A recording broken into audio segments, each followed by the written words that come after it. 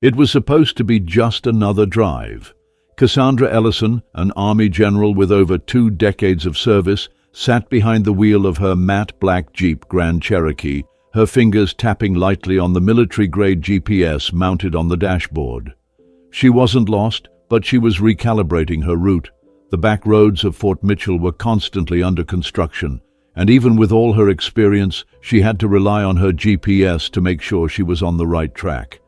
She had driven these roads a dozen times before, but things always seemed to change. New intersections, new lanes, new signs that seemed to pop up overnight. As a decorated officer, she had been through enough battles, enough political conversations with foreign leaders, and enough tense situations to know how to keep her composure. But as the GPS adjusted, she caught sight of something in her rearview mirror, red and blue lights flashing, cutting through the night like a warning. Her heart didn't race, her mind didn't panic. She'd seen this before. A sigh escaped her lips, deep and tired, one that was familiar to many black people, one that resonated with years of history. It wasn't fear she felt, it was that heavy, quiet resignation that came with knowing what was about to happen. Not again. The officer's patrol car pulled up behind her, and Cassandra could hear the faint hum of the engine idling, the low growl of a vehicle in position to assert dominance. She exhaled slowly as her hands rested calmly on the steering wheel, her fingers in perfect position, just as she'd been taught. 10 and 2. She had learned that posture in more than just driver's education. It was the stance she took in every situation that required control. She wasn't startled, she wasn't worried.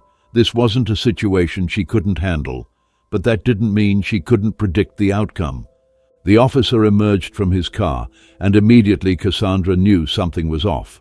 His stance was rigid, his eyes locked onto her with an intensity that felt unwarranted.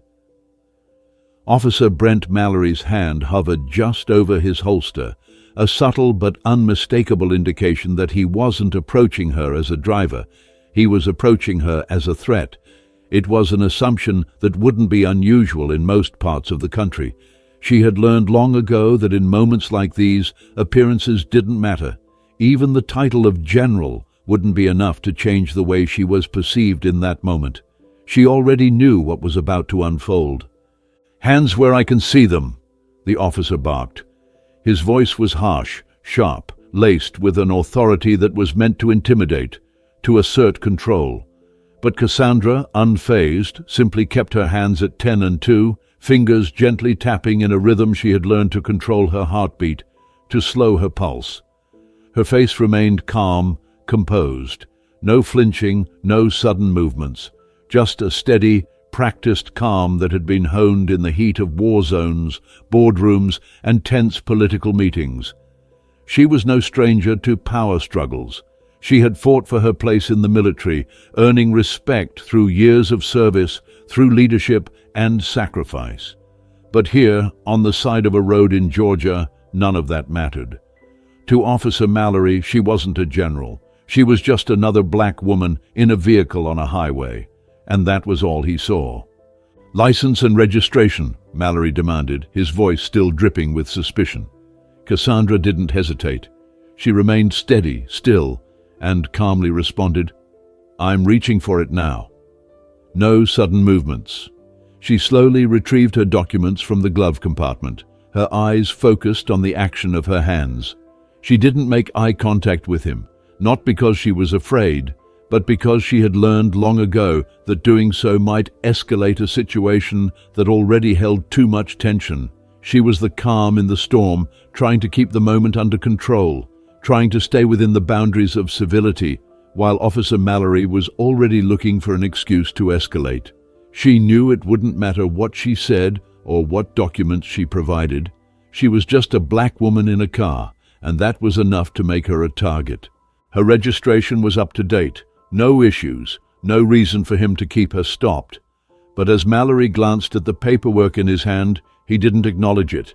Instead, he stepped back, eyes scanning the vehicle like he was looking for some hidden threat that wasn't there. His fingers lingered near his belt, where his hand rested just above his gun.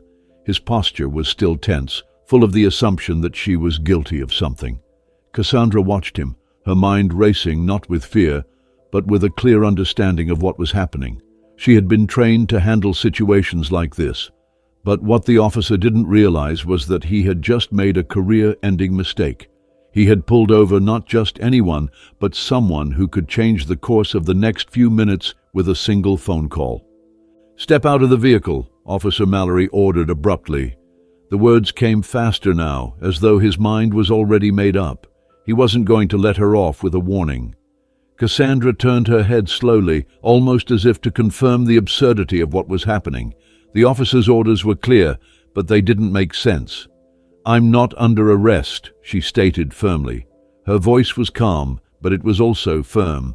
She wasn't backing down. She knew she had rights, and this stop was no longer a routine matter. Mallory, however, didn't care about that. Instead, he barked again, insisting she exit the vehicle. As the situation unfolded, a few onlookers across the street began to gather. Someone in a gray Toyota Camry had started filming with their phone, and a few other cars slowed to see what was happening. From the corner of her eye, Cassandra noticed them. They were asking why she was being stopped, questioning the officer's actions, but Officer Mallory was unmoved. He ignored them, focusing entirely on her. Cassandra remained poised, though the scene was growing more tense by the second. She knew the moment her name went public, the situation would spiral out of control, and the only way to keep it from becoming a viral nightmare was to play her part perfectly. She unbuckled her seatbelt, stepped out of the Jeep, and stood tall. Her movements were deliberate, controlled, like someone who had spent their life in uniform, who understood the weight of their presence and the impact of their actions. When the officer asked her if she had any weapons, she turned slightly to show both sides of her body. "No, officer, I'm active duty. My weapons are secured on base." The answer should have been enough. It should have been enough for him to realize who he was dealing with. But Mallory wasn't listening. He wasn't interested in understanding. To him, she was just another woman to arrest, another target to subdue. "You military?" Mallory sneered. "What are you, a mechanic?" he added with a dismissive laugh. Cassandra didn't respond, knowing full well that anything she said would be twisted into an excuse for him to escalate further. She knew he didn't want to understand who she was. He didn't want to know that she was a general, a woman who had fought on foreign soil, a woman who had negotiated with heads of state and earned the respect of the highest military officials in the country. To Officer Mallory, none of that mattered. All that mattered was the assumption he had made the moment he saw her. And it was that assumption that would soon cost him everything. He continued to circle her Jeep, searching for any excuse to escalate things further. He tapped the back window with his flashlight, but there was nothing that would justify what he was doing. The road was quiet, but the atmosphere around them felt charged, as if everyone around them knew something was terribly wrong, but no one could stop it. Cassandra stood still, her posture erect, her gaze unwavering.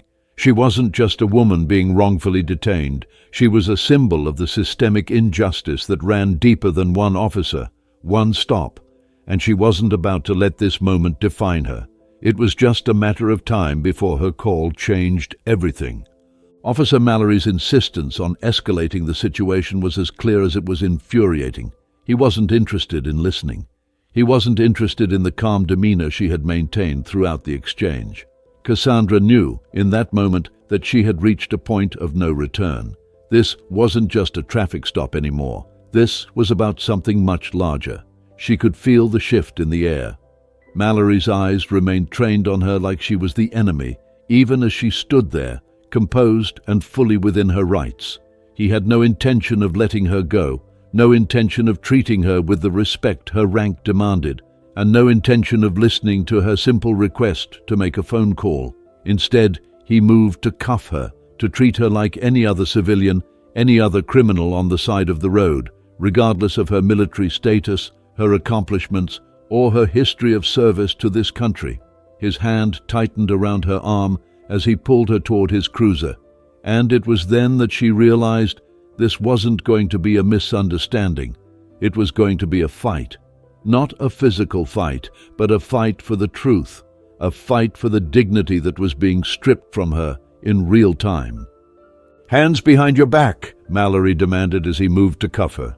His voice was sharp, insistent, almost triumphant. Cassandra didn't resist. She didn't scream or struggle. She didn't need to. She knew her body language alone could convey the message loud and clear.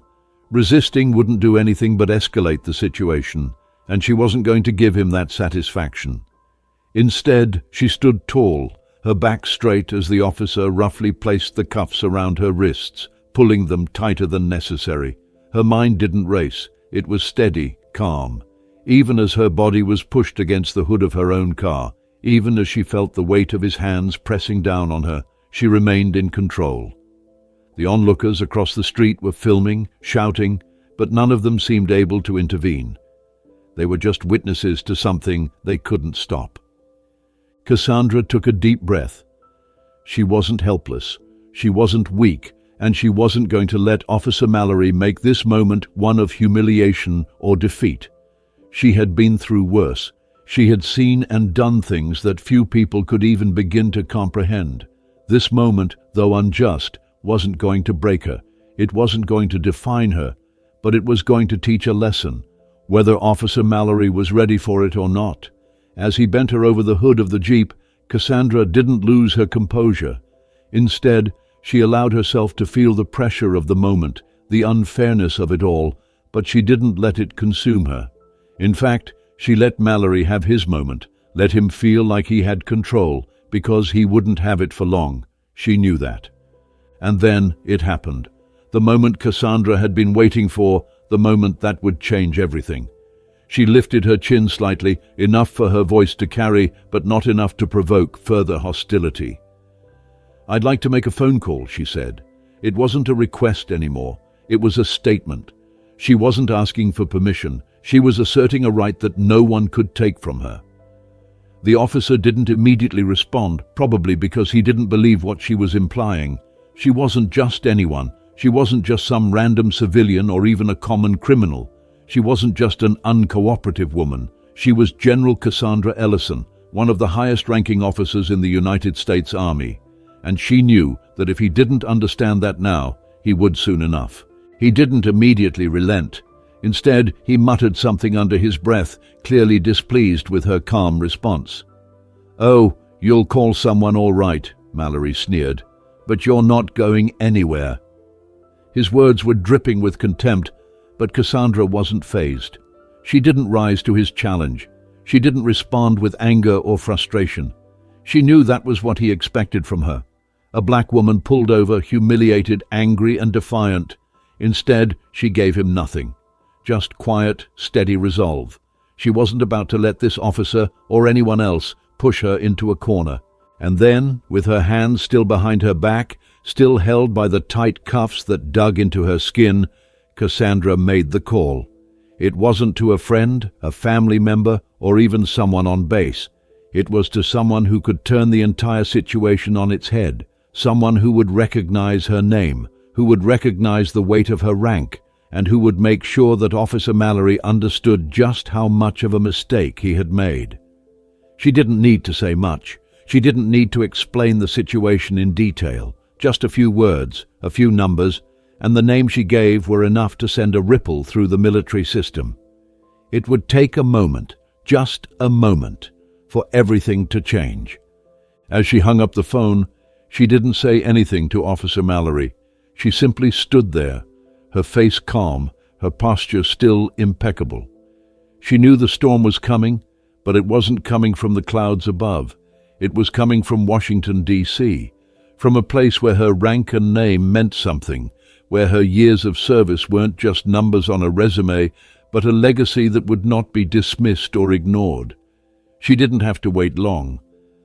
The moment her call ended, she could almost feel the tension shift, the air crackling with the inevitable arrival of the people who would make sure that Officer Mallory would understand exactly who he was dealing with.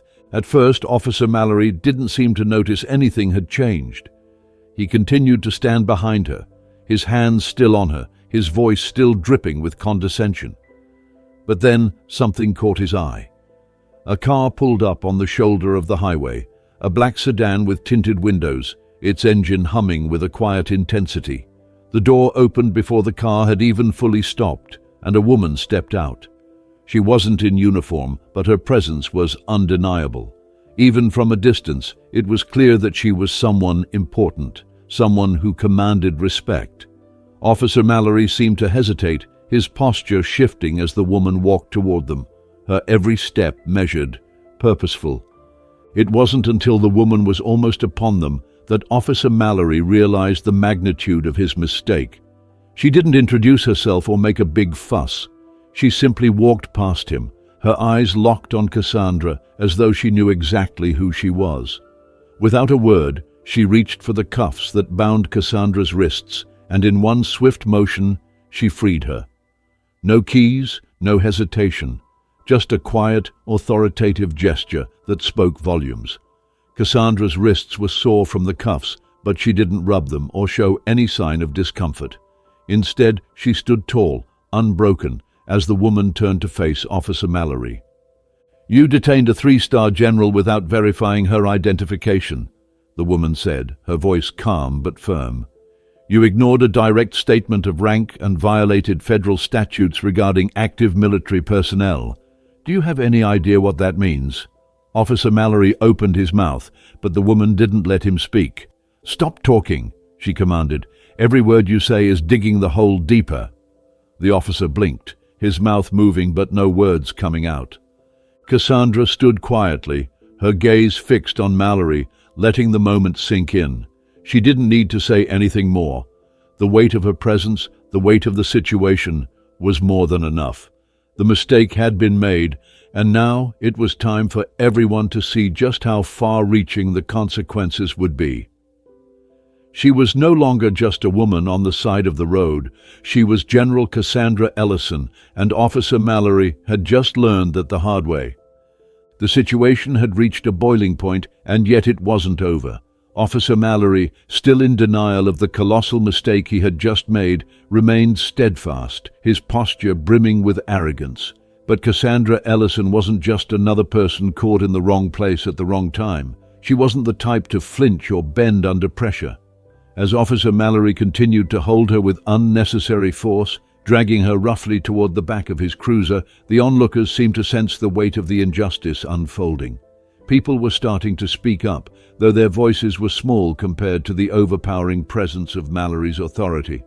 A few cars had stopped, a few phones were now recording, but their murmurs only created a sense of helplessness. Yet Cassandra didn't let herself be defined by the injustice. The cameras flashing and voices questioning the stop didn't matter as much as the fact that she had known this moment would come, and now she would turn it into something that no one would forget. The pressure was building.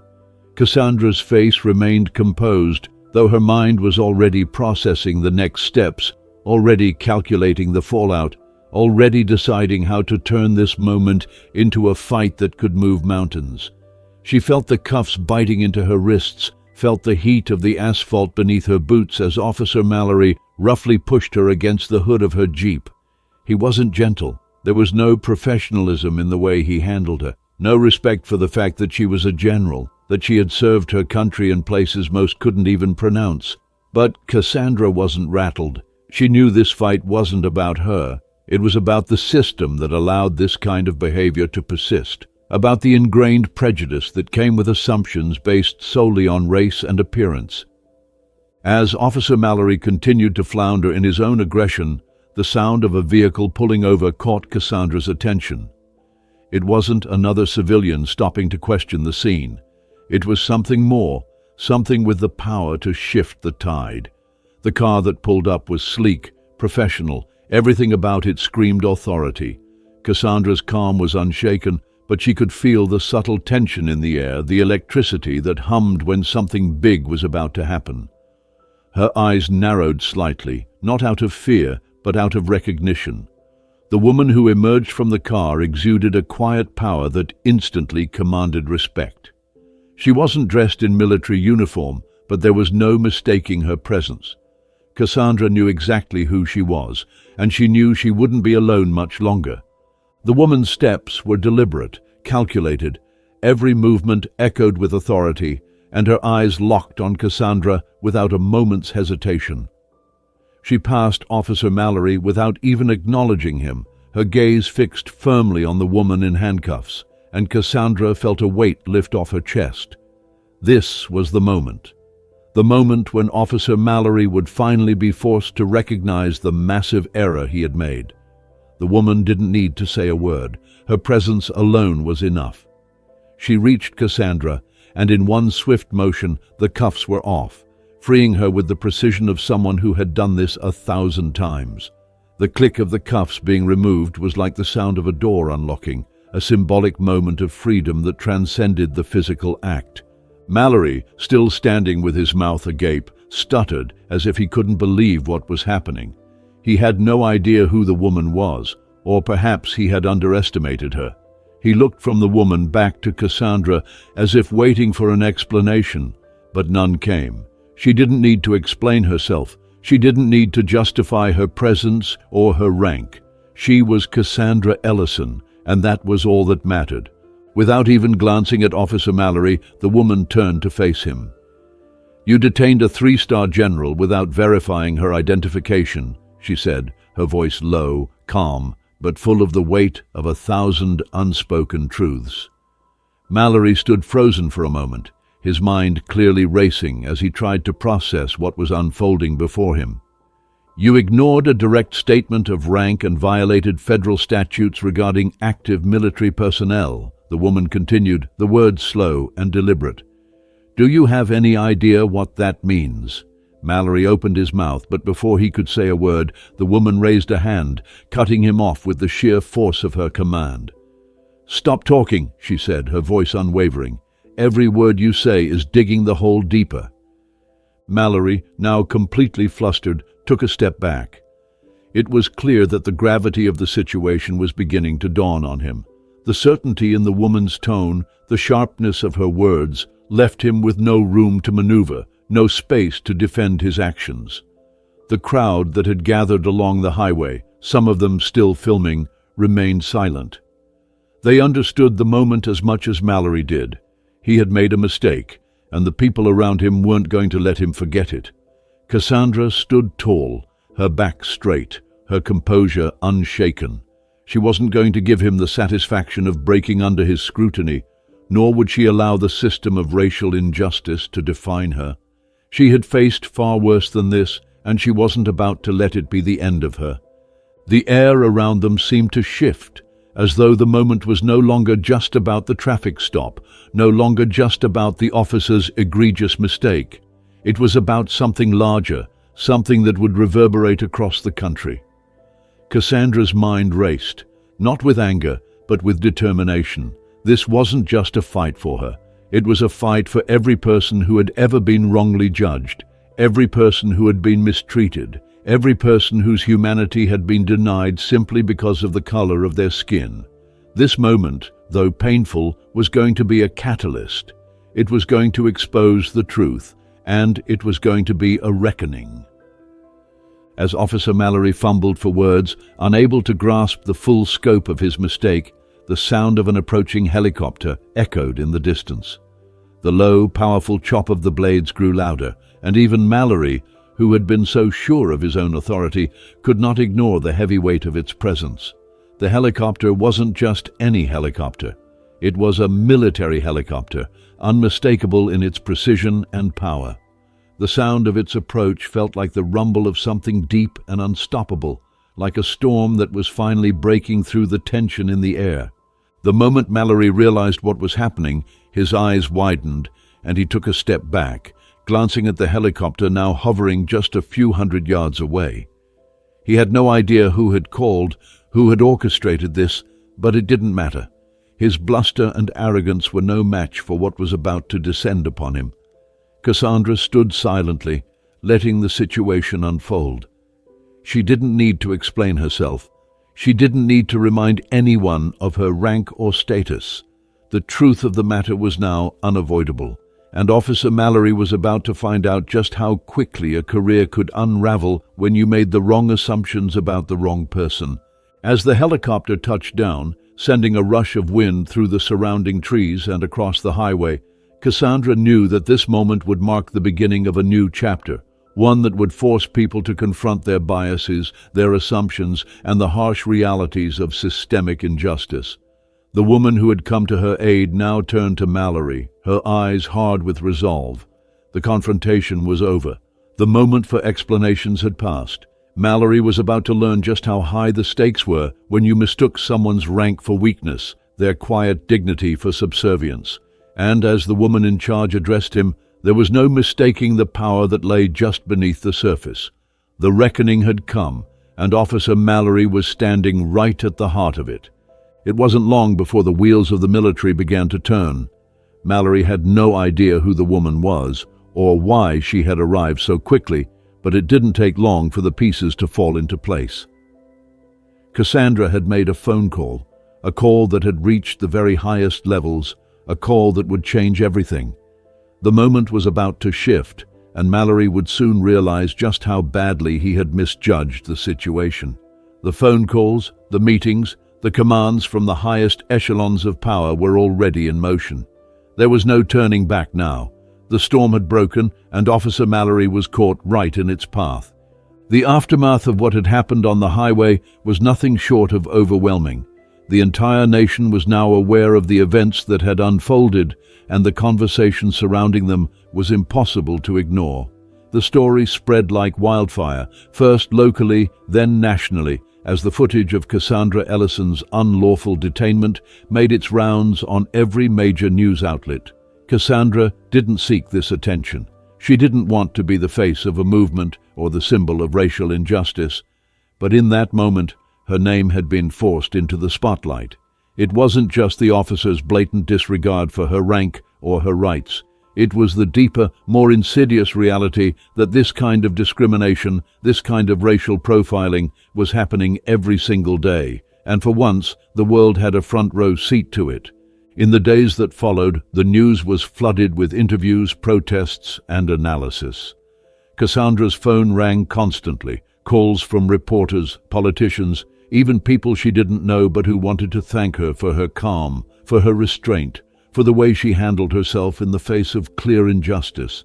But despite all the attention, Cassandra didn't flinch. She stayed composed, even in the face of all the media frenzy. She wasn't about to let this moment be about her. She knew the larger picture was far more important. Her legal team worked tirelessly to ensure that Officer Mallory's actions would have consequences. Internal investigations were launched, and while the public outcry was palpable, it didn't take long before the facts became impossible to ignore. Officer Mallory had violated not just Cassandra's rights, but the law. He had ignored her military status, disregarded protocol, and escalated a routine traffic stop into an unnecessary confrontation.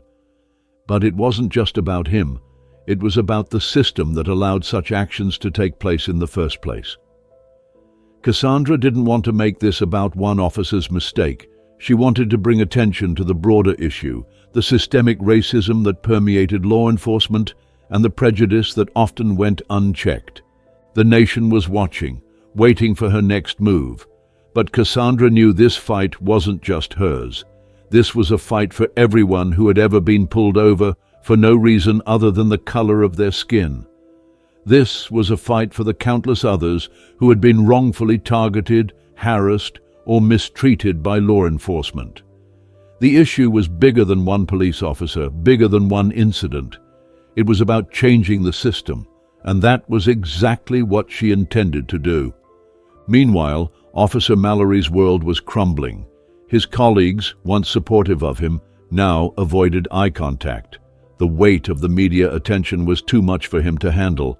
He had hoped to go back to his normal life, to brush off what had happened as an unfortunate mistake, but it was clear that would never happen. The videos, the footage, the statements from witnesses, none of it could be erased. He had become a symbol of everything that was wrong with the way people of color were treated by law enforcement. The internal investigation was one thing, but the damage to his reputation was far worse. People would never forget the image of him handcuffing a decorated general on the side of the highway. He had become the face of racial injustice, the embodiment of a system that saw black people as threats before they ever had a chance to prove their worth. As the legal processes unfolded, Cassandra was faced with a decision. The pressure was mounting, and the world was waiting for her response. The media wanted a statement.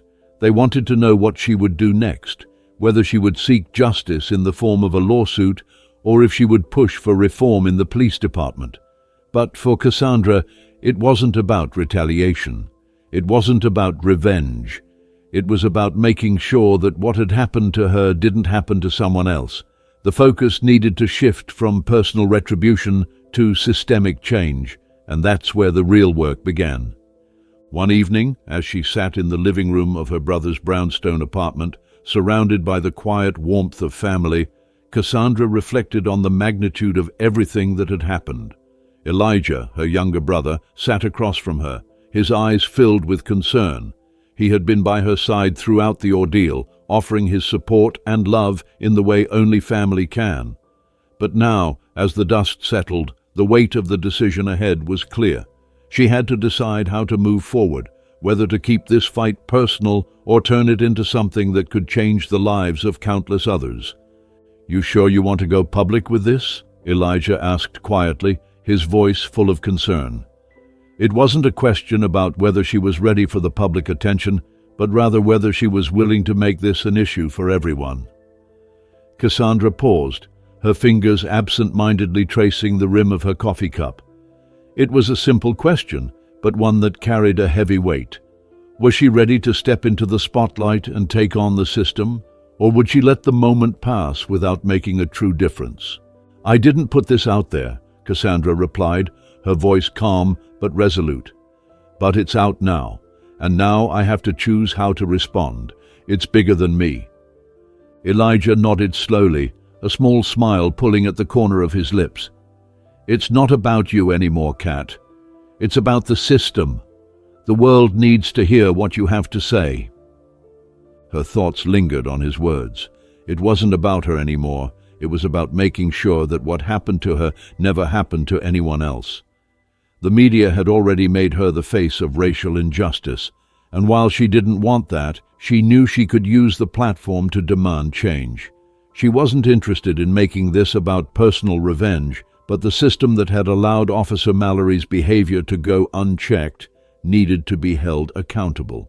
The next morning, Cassandra stood before a microphone at a press conference, the weight of her decision resting on her shoulders. As she stepped onto the stage, the room fell silent. The air felt heavy with expectation. Cameras flashed, reporters shuffled in their seats, and the nation waited for her words. She didn't need a script, didn't need notes. She had lived this moment. She had been through the fire. This was her time to speak, to be heard. "My name is Cassandra Ellison," she began, her voice steady but filled with a quiet power. "I am a daughter, a sister, a soldier. I have served this country for 26 years. I've led troops into combat. I've negotiated with warlords. I've carried wounded soldiers across desert sands and stood at the funerals of men and women who never made it home. And last week, I stood on the side of a highway in Georgia, not as a threat, not as a criminal, but as someone who was unfairly treated because of the color of my skin." Her words hung in the air, and the room fell into a stunned silence. Cassandra wasn't here to make a spectacle. She wasn't here to shame anyone. She was here to speak truth, to reveal the ugliness of a system that saw her as a threat before it ever recognized her humanity. "I didn't ask for this," she continued, "but it's out there now. And now it's my job to make sure that what happened to me doesn't happen to anyone else. Because I am lucky. I had the resources, the platform, the voice to stand up and say something. But not everyone has that. Not everyone is as fortunate as I am. And that needs to change." The room was still silent, but it wasn't uncomfortable. It was heavy with truth. The cameras clicked, the reporters scribbled notes, but no one spoke. Cassandra's words resonated, cutting through the noise. "I'm not asking for justice," she said, her voice gaining strength, "because justice shouldn't be something you have to beg for. I expect it. Not just for me, but for the countless others who don't wear a uniform and don't have a camera nearby. This should never have happened, but it did, and now we have to fix it." There was a pause, a deep, pregnant silence. The weight of her words settled over the crowd, and Cassandra knew in that moment that she had said everything that needed to be said. She wasn't just speaking for herself. She was speaking for a system that had allowed injustice to go unchecked for far too long. As she stepped back from the microphone, the silence was broken by a chorus of voices chanting her name. "General Ellison! General Ellison!" It wasn't loud, but it was strong. It wasn't a protest, it was a movement. And in that moment, Cassandra knew that the battle was far from over, but for the first time, it felt like the tides were finally starting to turn.